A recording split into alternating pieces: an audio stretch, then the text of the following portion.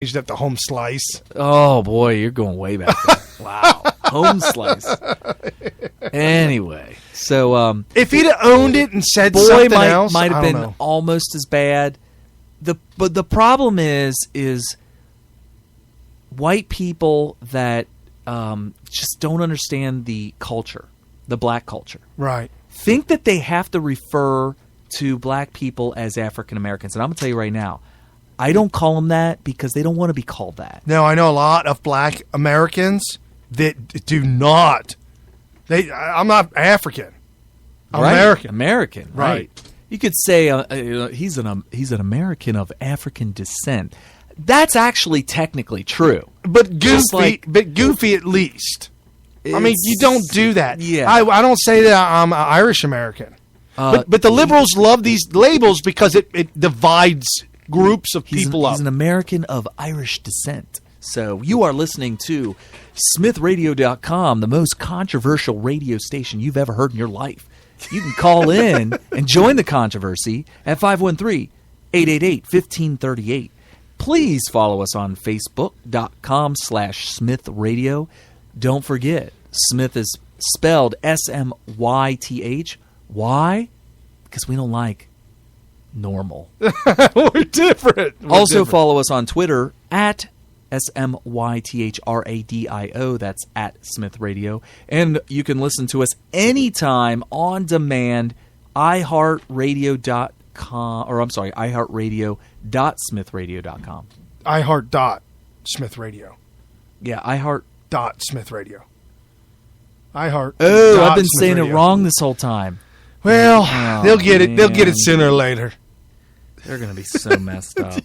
Sorry about that, folks. For all of you guys lost in translation, who are entangled in the World Wide Web. Right. And you can, because it is worldwide. It's pretty big.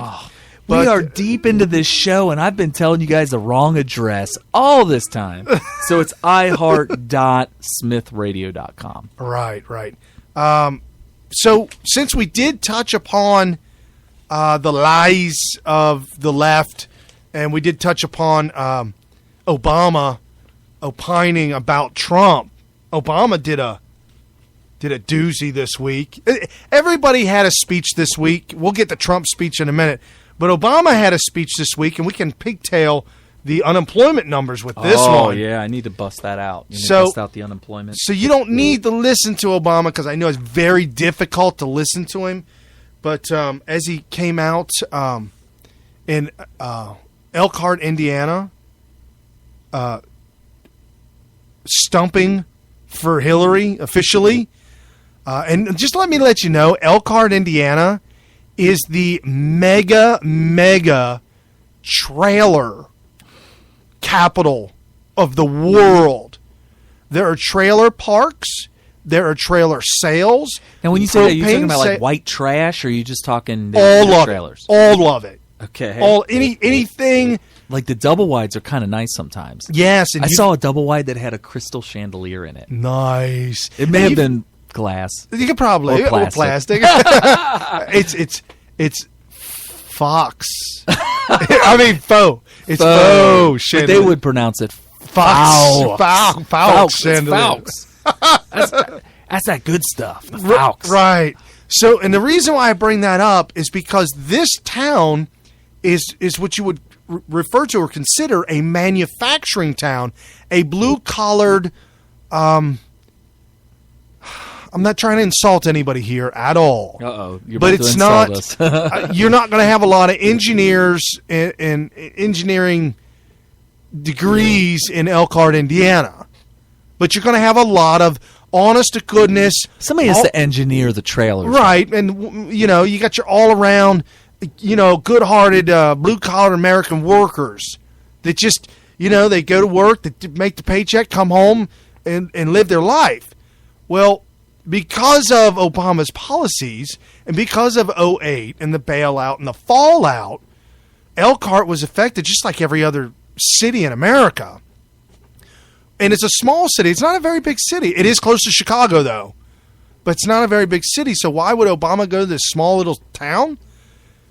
Because because it's made somewhat of a comeback in manufacturing, he's claiming, and he's starting to call it all kinds of crazy numbers. And they're just inventing. You would talk about fuzzy math. Well, let me tell you. Here's what he said. Then we'll get into the soundbite, and then we'll get into the numbers of the unemployment, of the reality of it all. There's the reality. There's his world. There's reality, and then there's the real world. Should I wait till after the soundbite to explain what they're doing with these numbers? Yes. Okay, so Obama came out and said in his speech that there's a choice. You can either vote for the Democrat Party, who is committed for working families, or a Republican Party who's beholden to China, big oil, big banks, and the wealthiest Americans. Which I'm just absolutely dumbfounded by those statements, because it's the opposite. He's projecting. This was from the New York Times, this article, and he says the White House aides cast the speech as the president's first major attempt to influence the race to succeed him. Quote, if what you care about in this election is your pocketbook, if what you're concerned about is who will look out for the interest of working people and grow the middle class, if what you're concerned about is the economy, then the debate is not even close. It isn't? No, it's not. He said Trump's comments. He said Trump will roll back the rules imposed on Wall Street. His voice grew louder as he declared, "That is crazy." And then he rolled up his sleeves and he started wagging his finger. The reason why he rolled up his sleeves is because it's a blue-collar town. You don't go there wearing a shirt and tie. And the president asked the supportive crowd, "Have we really forgotten what just happened 8 years ago?" I did, because I have no idea what that's in reference to. And they said the president... Is he talking about the... He said that when he heard the working families were voting for a Republican economic agenda, "I want to have an intervention." But this guy is not on the planet and not standing on solid ground. He's making half of it up, and then he's accusing the complete wrong side of the other half. Yes. So absolutely. 8 years ago, he was talking about the housing bubble crash or whatever. Right. This was caused. Yeah, let's get into this. What was this caused by? The housing bubble happened because banks were forced by politicians. The government. Well, you're right. The government, politicians, whatever, using laws, regulations, whatever, forced banks to give home loans to people who normally in the past were unable to afford mortgage payments or just didn't have the credit. When you apply for a home loan, you have to show them that you make money. And you have to demonstrate through good credit that you're going to make your payments. So they forced banks to loan people money on what's called stated income, meaning you just told them what you made. You didn't have to prove it. Yeah, I actually got a refi that way, and all I had to do was put whatever number I wrote down. Oh, and man. It's scary because I don't know if they would have necessarily bat an eye at it if I added another $100,000 per year. Right. Well, as long as you know that you can afford it on the refi, you got to be honest with yourself. As long as you know you can afford it, then you're good.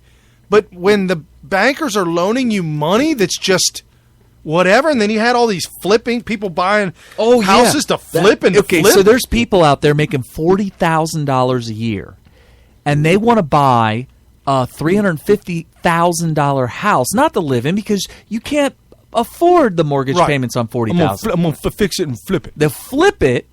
Then their idea is, I'll buy this $350,000 house, buy it for $300, fix it up real nice, and maybe sell it for $375. Right. Earn $75,000. I'm out. I'm good. And you see all these programs on those programs were booming back in the day. But they were designed for poor people to have a house. Right. And the problem is the flippers, obviously they got hosed. Totally hosed. Hosed. Because as soon as the music stopped, you had to find a chair. Yeah, and there wasn't no chair to sit down. There were no chairs. But the poor people were also, if they had bad credit, they weren't making their payment. If they were too poor, they couldn't make their payment. Correct. So all the while these loans are going out, people are realizing, oh my gosh, everybody's buying houses. My house is worth like $50,000 more than it did just 6 months ago. Right. This is awesome. So guess what they did? Did they sell? And then they refinanced. They took the money out. Yeah, they were like, oh, well, my house was worth $100,000. Now it's worth $150,000. Oh. I can do a refi and take $50,000 and buy a boat with it. Oh yeah. So people were buying all kinds of crazy stuff. Buy a boat for $49,99999. And guess what else? They were thinking, well, gosh, this is no brainer, because if my house increased in price that much, in another year it'll be worth $200,000. It's going to keep going up, and I'll just sell it, and I'll make out like a bandit. Blah blah blah. Wow, did this ever end badly? And it all started because we needed to give risky loans. We needed to force banks to make loans that they otherwise would have said no. Never. Now, guess what I did not say? What I did not say is what party of politician would have been behind forcing banks to do this? Well, certainly the Democrat Party, but I'm Green sorry. Party? The Green Party. Yeah. Was it the Whigs? I'm going to say it was probably both parties. Well, I don't know why the Republicans would have been for it, but definitely Dodd-Frank. Oh, yeah. No, yeah. These are all Democrats that were pushing for this because of social justice. It's social justice to allow poor people, especially since, for whatever reason, I believe because of the Democrat Party, a vast majority of minorities are poor. Right. And so they think this is social justice, this is racial justice. We're going to give them lots and lots of money for really low costs, really low annual percentage rates, no money down, and they go out and buy houses that they normally wouldn't have bought at all using money that was invented out of thin air. Correct. When the bank, this is another nugget that a lot of people listening might not know. When the bank says, okay, here's a check for $150,000 to buy a house, that money was created out of nothing. Correct. And the banks were told, well, Fannie Mae and Freddie Mac will buy that from you.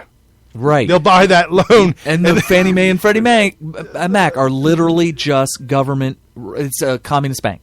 Correct. It's a communist bank. Correct. So, and the reason that money is invented out of nothing and just formed from nothing is because what you get in exchange for that is a promise from the person receiving the check that they will make payments for 30 years until it's paid off. That's all they get in return. Yes.